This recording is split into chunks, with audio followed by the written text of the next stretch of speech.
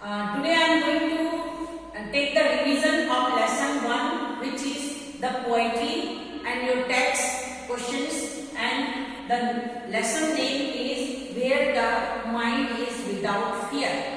Where the Mind is Without Fear. This is the poetry of your first lesson, which is written by Rabindranath Tagore. इस lesson में ये बोला गया है कि आपको अगर कभी भी किसी जगह पर कोई काम करना पड़े और वहां पर अगर डर रहता है, डर रहेगा, भय रहेगा, तो आपको कभी भी उस काम के लिए मन नहीं लगेगा और आपका दिमाग में भय रहेगा, तो आप कोई भी क्रिएटिव वर्क कभी भी नहीं कर सकते हैं.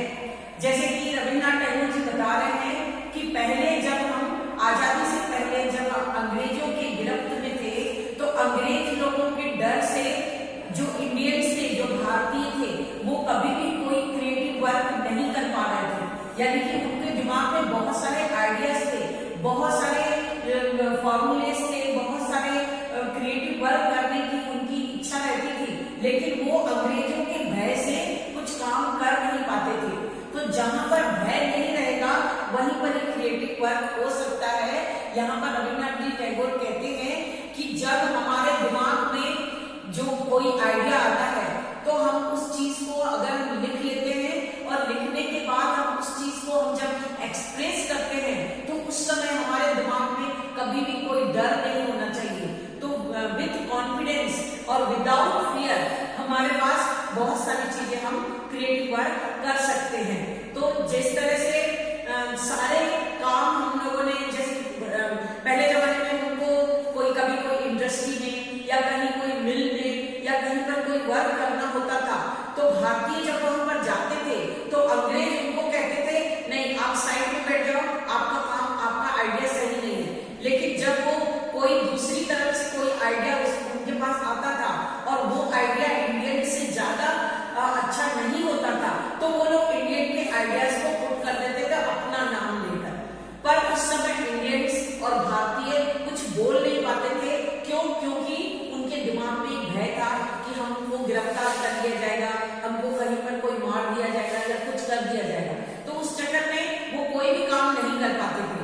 लेकिन जब अब जैसे हम स्टूडेंट्स की बात करें या फिर जब हम यहाँ पर आकर जैसे क्लासरूम में हम कोई चीज हम बताना चाहते हैं, तो हमारे दिमाग में अगर कोई भय नहीं होगा, कोई डर नहीं होगा, कोई एजुकेशन नहीं होगा, तो हम उस चीज को बहुत अच्छी तरह से एक्सप्रेस करके बता सकते हैं. इसलिए सभी लोगों को दिमाग से भय को निकाल देना चाहिए. रविंद्रनाथ टैगोर जी कहते हैं कि कभी भी किसी दिमाग में अगर भय रहेगा तो वो क्रिएटिव वर्क कभी कर ही नहीं पाएगा. उसके दिमाग में बहुत सारी चीजें हैं, वो लिख भी सकता है, सारी चीजें कर भी सकता है, लेकिन फिर भी जो विदाउट फियर वाला जो माइंड होता है वो बहुत अच्छा रहता है, क्रिएटिव वर्क कर सकता है, नए नए आइडियाज को डेवलप कर सकता है. तो यहाँ पर मैं यही बोलना चाहूंगी, if you have a idea and I have a idea, if we will share the idea with each other, then we will get the two ideas each. अब मैं इसको हिंदी में बता रही हूँ. जैसे कि अगर आपके पास एक आइडिया है और मेरे पास एक आइडिया है, तो हमने अगर आइडिया को एक्सचेंज करेंगे तो आपके पास भी दो आइडिया हो जाएंगे, मेरे पास भी दो आइडिया हो जाएंगे. लेकिन अगर आपके पास एक कॉइन है, if you have a coin and I have a coin and if we will exchange the coin, then we will get the one coin each. अगर हम कोई कॉइन है, आपके पास एक कोई कॉइन है, सिक्का है, आपने उस सिक्के को मेरे को दे दिया और मेरे पास एक सिक्का है, मैंने वो सिक्का आपको दे दिया और हमने एक्सचेंज कर लिया, तो सिक्का तो एक ही रहेगा, लेकिन आइडिया अगर एक्सचेंज करेंगे तो आइडिया हमारे पास, आपके पास भी दो आइडिया हो जाएगा और मेरे पास भी दो आइडिया हो जाएगा.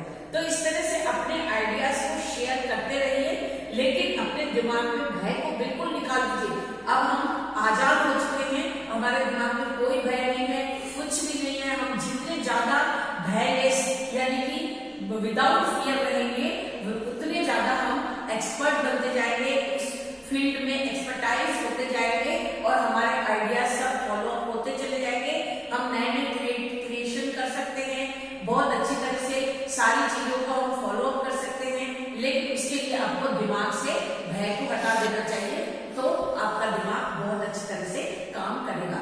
ये ज्यादा कोई बड़ा लेसन नहीं है, एक पोइट्री के रूप में रविन्द्रनाथ टैगोर ने अपनी बातों को एक्सप्रेस किया है। Thank you for watching and if you have not subscribe my channel till now, अभी तक अगर आपने मेरे चैनल को सब्सक्राइब नहीं किया है डॉक्टर मुक्ता चंदानी, तो आप प्लीज जल्दी से शेयर कर लीजिए और अपने कमेंट्स के द्वारा हमें बताइए कि आपको ये वाली चीजें फॉलो अप करने में सारी चीजें आपने फॉलो अप कर ली है। Thank you.